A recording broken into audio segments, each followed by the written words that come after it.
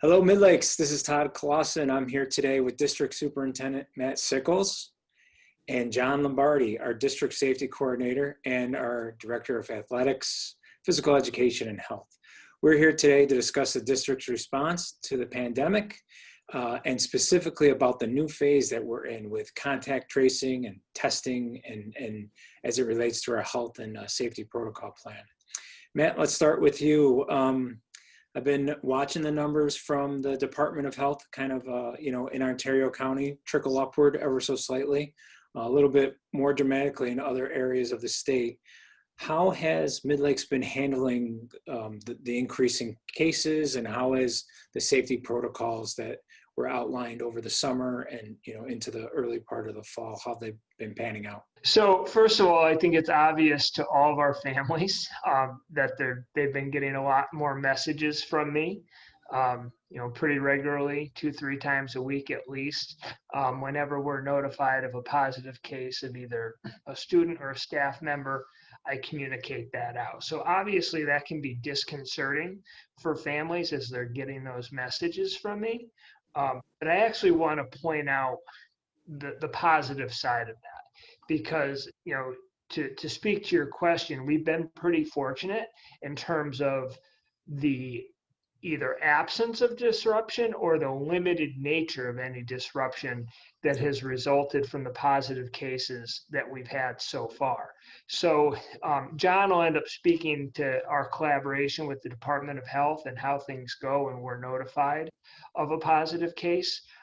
But we immediately start collaborating, sharing information, gathering information, sharing it with the Department of Health so that they can give us an initial determination of who needs to be quarantined and for how long, until DOH themselves can follow up with those families. But in every case that we've had so far, we've either been able to avoid any exposure at all and keep moving with procedures as normal, or we've been able to have DOH quarantine a very specific and small group of students and staff. And in every one of those cases, as John can attest to, they've said it's because people here are doing what they've been asked to do. It's because they're wearing their masks. It's because they're keeping their distance. It's because they're staying home if there's any symptoms or other exposures within the family. So the steps that we've asked people to do as part of our reopening plan, the fidelity with which they've responded is what's helping us really keep the impact minimal and continue with in-person instruction. So it sounds like, and maybe John, you can touch upon this as well. Initially, there's a positive case. You're trying to identify those points of contact, those potential exposure contacts. So the school kind of helps develop a list, and then the Department of Health will go through and perhaps narrow that list down even further.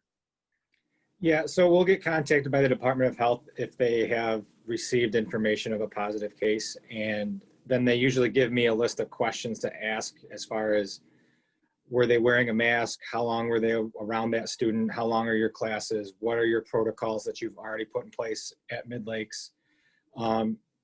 And we kind of go through that information. We'll contact teachers or students or staff and ask them the questions that the DOH has given us to ask. And then we give that information back to the Department of Health. And then upon that information, they determine who needs to quarantine and things like that. And then we kind of then they ask us to reach out to those families and notify them that they will be getting a phone call from the New York State contact tracers. They usually give us some initial information as far as how long they would need to quarantine, but they also, with a caveat that upon their investigations and other information given to them, those dates might change slightly depending on what they find. So again, they'll have to go ahead and follow the information given to them by the contact tracers once the Ontario Department of Health or whatever Department of Health or whatever county that they live in, whatever DOH reaches out to them, may change those dates slightly upon the information that they receive. Okay, so kind of what's helpful though in limiting like a spread throughout a school is you have kids in a class, however many there are, 6, 7, 8, or wherever they are, they're kind of more self-contained versus moving around an entire building. They're more in classrooms, so it kind of limits the exposure level on that way and the quarantine itself. Right. So the way we have our plan set up with the hybrid model, the whole idea was the social distancing aspect of keeping kids 6 feet apart, which automatically led us to limit the number of students who are in any one classroom at a given time. That alone is a significant asset in terms of determining and limiting the number of people who have to quarantine.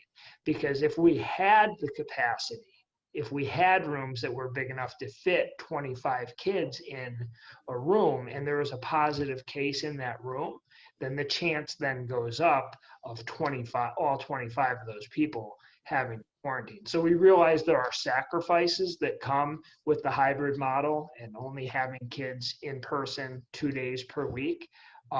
But in terms of the contact tracing and then people being forced into quarantine, right, there is that silver lining there. Yeah. One of the things I just want to point out is that people may notice there is a time lag between the phone calls that John and our other administrators are having with families and then the message that goes out from me.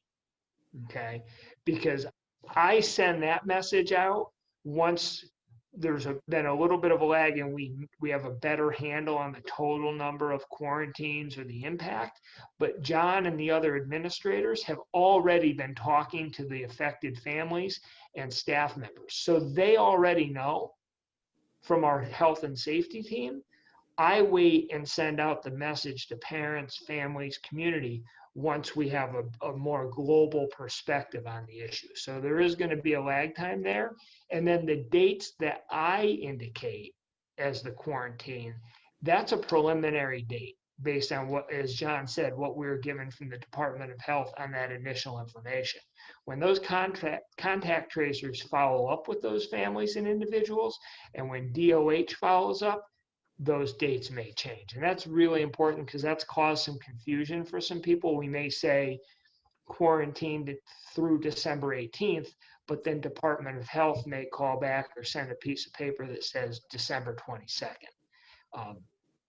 And whatever Department of Health says, that's what they have to follow. Yeah, it's all initial kind of response, and then DOH does its investigation and kind of figures it out. Is the average, what is the average length? What was is it 10 days the quarantine? What is there an average on that, or can it change in each situation? So on average, for the person who is tested positive, they have a 10-day quarantine, and then the people that are directly exposed, they usually have a 14-day quarantine timeline, depending on, again, it's dependent upon when they were exposed to that person. And again, that's some of the protocols that we have with the hybrid model that have helped us in the past, as far as we've gotten notification that somebody has tested positive, but since the kids were not in school on those days because of the hybrid model, we haven't had to quarantine anybody because they were not exposed to them. Or you might find out that you were in contact with that person on December 1st, for example, but by the lag time and the time that they found that out, it's not a true 14 days from when they found, maybe by the time you get the phone call, it's only 10 days because it happened 5 or 6 days ago that you were actually in contact with that person. All right, and kind of to echo's Matt point, it really sounds like cooperating with the protocols that we have in place really kind of makes the difference from having maybe a class and a couple staff members quarantine versus the entire school or entire school building have to quarantine, right? Like, so we really want people to think in terms of the contact tracing process, and especially as we're starting to bring back our high school age students. And they're, able to sort of have a little bit more control over their, better understanding of their behavior and how to manage that. is for everybody to think in terms of, okay, when I make this decision to take my mask off, or to not abide by social distancing, or to come to school with a symptom that I don't really think it's much, but it's a symptom.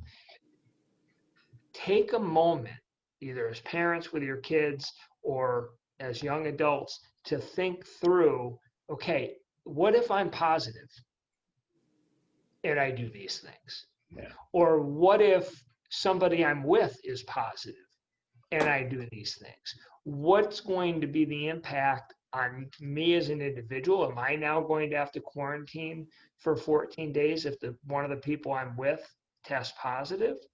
Or if I'm asymptomatic right now but test positive, are the people I was around going to have to quarantine because I took my mask off or I came to school when really I should have stayed home? So we really, we're fortunate, or we have been to date, knock on wood, coming out of Thanksgiving.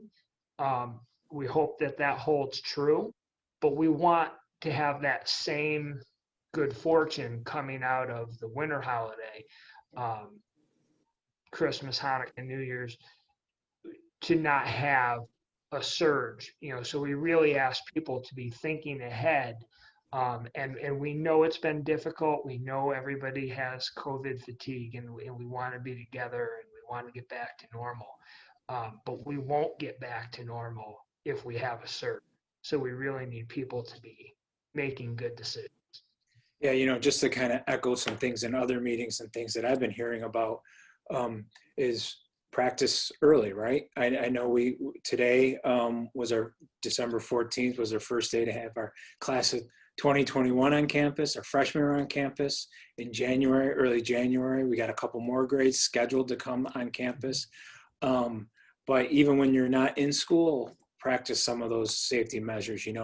It's easy. I think even my own behavior, washing hands all the time and using the sanitizer. You kind of get going, and then a day might go by and you might not be as diligent. So just trying to do that, and wearing masks. It's mask wearing this time of year because it's a little colder outside. Kind of keeps the face warm, right? And then the other thing that the state has been stressing a lot is protect your circle, right?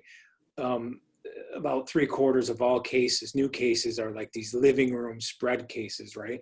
State doesn't want to legislate into the home, but they want to advise people to be safe. I think Governor Cuomo said today that they're recommending groups no more of 10 at home, which is not as stringent as the recommendations from the CDC, which is pretty much just saying, keep it in your household. Don't even have other people over, So, and it's when we do that stuff that we don't pass it or bring it into school or to do whatever. There is one thing though, interesting question that's come up, and Matt, John, either one of you can answer this. It's about siblings. And so if I have two children, going to school, one of them maybe is positive or has to quarantine, does the other one necessarily have to quarantine? Yeah, we get that. So if they're positive, yes, absolutely, because they'd be in the household. But John, do you want to talk about whether, the quarantine piece and how that affects siblings? Yeah, so I get that question a lot, especially when I call home for just the quarantine because they are exposed. So I'll kind of go through how they go by degrees. Like first degree would be the person that's positive. Second degree would be the people that are exposed to that positive person. Those are the people that are quarantined for those 14 days, the ones that are exposed to that first degree. And then there's third degree, which would be people in that household that are with that second degree person. They had no direct contact whatsoever with the person that was tested positive to COVID-19. So those people that were not directly exposed, they can continue to go upon their normal day. If the person that's in the household that is quarantining starts to show signs or symptoms like that, then they need to contact their primary care physician and follow their advice. The person that's quarantined at home, they're asked to social distance from the family members, wear a mask if they cannot maintain that distance. type of thing. They advise not to eat meals together because that's one of those time frames where you would everybody would have their masks off and things like that. So again, even though it's just a precautionary measure, they ask you to maintain that social distancing at home as well. So that's kind of where they go with that. Now, obviously, if the person is tested positive, they're probably going to quarantine the whole household. It's not a guarantee, but what we've seen is usually that whole household is quarantined to stay home because they're with a positive person. Gotcha. But again, it's important when that contact tracer calls to ask those questions with them, because those are the people that have the direct information right there. I'm kind of all of us here at the school, when we call you, we're just relaying that information. So if you have those questions, when the contact tracers call your house, ask them those questions directly, because they're going to have the most up-to-date information on that case file. Gotcha. It's a good time to remind everybody the district safety plan is on midlakes.org under opening Midlakes tab, and there families can watch a video of the rapid testing process, learn more about the state's cluster strategy, and review other COVID-related updates, even find community resources. Families can still sign up to consent to rapid COVID testing at schools and learn more information about the Our School Today daily health screening app. Matt, you took the test, the rapid I did. test. Tell us a little bit about that briefly, please. So it was pretty quick, and I'll just demonstrate. So I was wearing my mask, and I was asked by the person testing me at the appropriate time to just pull my mask down to expose my nose. And then they just took the swab and just did circles around the inside of each nostril, not very deep at all. So like 5 times around each nostril, it tickled. It did not hurt at all. It literally took as long as it takes to do 5 circles around each nostril. They then add a solution to the sample and slide it into a sleeve, close the sleeve. I could have been on my way, but we waited it out for the 15 minutes. And then it's a 1-line or a 2-line test to indicate positive or negative. So it's very non-invasive, it's quick. And if we are designated as a yellow zone, which we hope doesn't become the case, but if we are and we're required to test 20%, we're really asking for the cooperation and assistance of families to be able to hit that 20% threshold, so that we can demonstrate that our rates are low, that our procedures are working, that school is safe, and we can stay open for in-person instruction. And you tested? Negative. All right. I did. And John, can you tell us a little bit about how, what the staff is going through to be able to administer these tests? So we had to have somebody from BOCES come over, and we have mostly our nurses and a few administrators sit through a training of how to go ahead and properly perform this little test, the little 15-minute rapid test. And then we also had to watch we had some stuff that wasn't in person, kind of like modules, like an online learning course that we had to go through to also be trained on how to do that for our students and our staff. Great. And our nurses staff, they're a part of that as well, right? Correct. Yes. Okay, good. Yeah.